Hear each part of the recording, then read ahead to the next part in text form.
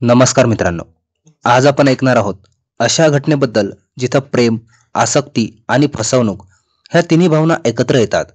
ही गोष्ट आहे रिया आणि विक्रम यांच्या आयुष्याची. एक बायको जिला मातृत्वाची आस होती आणि एक ड्रायव्हर ज्याला त्या आसमध्ये स्वतःचं सुख दिसलं. पण या सुखाच्या शोधात दोघांनी मिळून उभं केलं एक असं वादळ ज्यानं त्यांचं आयुष्य कायमचं उद्ध्वस्त करून टाकलं. पण सुरुवात करण्याआधी तुम्ही चॅनलवर नवीन असाल किंवा तुम्हाला अशाच सत्यघटना ऐकायला आवडत असतील तर व्हिडिओला लाईक करून चॅनलला सबस्क्राईब करा. रिया ही पुण्यात आपल्या सासरी राहत होती. तिचे पती डॉक्टर करण शहरातील प्रसिद्ध डॉक्टर होते. रिया सुंदर, सुशिक्षित पण आतून एकटी, कारण लग्नाला 5 वर्ष होऊनही तिला बाळ होत नव्हतं. या कारणामुळे सासरचे टोमणे, समाजाचे प्रश्न आणि नवऱ्याचं दुर्लक्ष या सगळ्यांनी ती आतून खचून गेली होती. एक दिवस ती ठरवते की थोडे दिवस माहेरी विदर्भातल्या खेड्यात जाऊन मन शांत करायचं. घराची गाडी आणि तिचा ड्रायव्हर विक्रम दोघं प्रवासाला निघतात. रस्त्यात रिया म्हणते, विक्रम, नाशिकमध्ये माझी एक मैत्रीण राहते, तिथे थांबू थोडा वेळ. विक्रम म्हणतो, ठीक आहे मॅडम, जिथं सांगाल तिथं थांबतो. नाशिकला ते थांबतात आणि पुढे प्रवास सुरू होतो. संध्याकाळ झाली, अंधार पडला तेव्हा रिया म्हणते, आता पुढचा प्रवास नको करू, रात्री हॉटेलमध्ये थांबू. ते एका छोट्या हॉटेलवर थांबतात. रिया विक्रमला म्हणते, आज तू पण हॉटेलमध्ये जेवून घे, आपण सोबतच ऑर्डर देऊ. हॉटेलच्या खोलीत दोघे बसतात. रिया दारू मागवते. विक्रम संकोचतो, मॅडम मी तुमच्यासमोर. पण रिया आग्रह करते.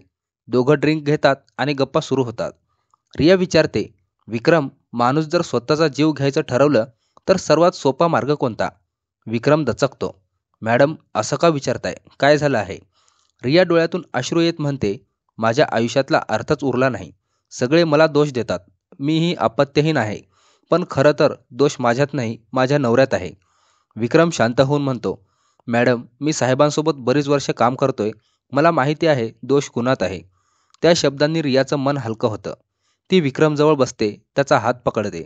त्या रात्री तिच्या आयुष्याचा एक नवीन पण चुकीचा अध्याय सुरू होतो. हळूहळू त्या रात्री दोघेही एकमेकांच्या जवळ येतात. त्या रात्रीनंतर त्यांच्या नात्यात सीमारेषा उरत नाहीत. रिया म्हणते, फक्त एकदाच नाही विक्रम, मला खरंच आई व्हायचं आहे. जोपर्यंत मी आई होत नाही तोपर्यंत तू माझ्यासोबत राहशील. त्या दिवसानंतर दोघांचं नातं शरीरापासून मनापर्यंत गेलं.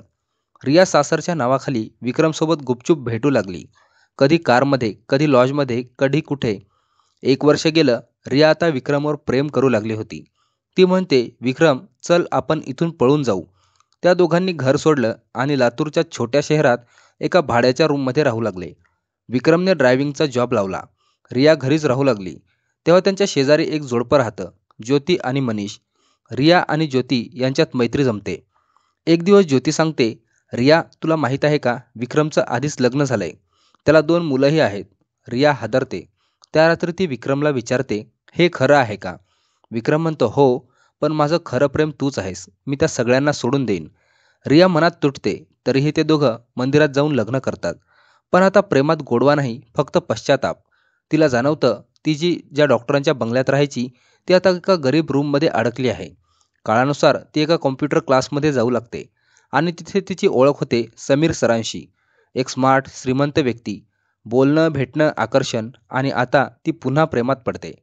अमितला आता विक्रमला या सगळ्यांची चाहूल लागते. त्याला वाटतं रिया माझी होती आणि ती फक्त माझीच राहिली पाहिजे. दारू, राग आणि असूर या नशेत एक दिवस विक्रम तिच्यावर बंदूक उगारतो. तू माझी आहेस, दुसऱ्याची नाही होऊ शकत. त्या क्षणी ट्रिगर दाबला जातो. गोळी रियाच्या छातीत घुसते. ती तिथेच मृत पडते. विक्रम तिचा मोबाईल घेतो, दरवाजा लॉक करतो आणि पळून जातो. पोलीस तक्रार घेतात. तपास सुरू होतो आणि काही दिवसांनी तो गुजरातमध्ये पकडला जातो. पोलीस चौकशीत तो सांगतो, मी तिला प्रेम केलं, पण तिनं मला धोका दिला. पण सत्य हे होतं, एक चुकीचा निर्णय, एका क्षणाची आसक्ती आणि दोघांचं जीवन संपलं. विक्रमने आपल्या भावना थांबवल्या असत्या आणि रियाने आपल्या कमकुवत क्षणी संयम दाखवला असता तर कदाचित दोघांचं आयुष्य आज वेगळं असतं. ही कथा आपल्याला सांगते की चुकीचं पाऊल जरी प्रेमाच्या नावाखाली उचललं गेलं तरी त्याचा परिणाम नेहमी विनाशकारीच ठरतो. जागरूक रहा, सजग रहा, कारण गुन्हेगारीचं जग कधी झोपत नाही. धन्यवाद.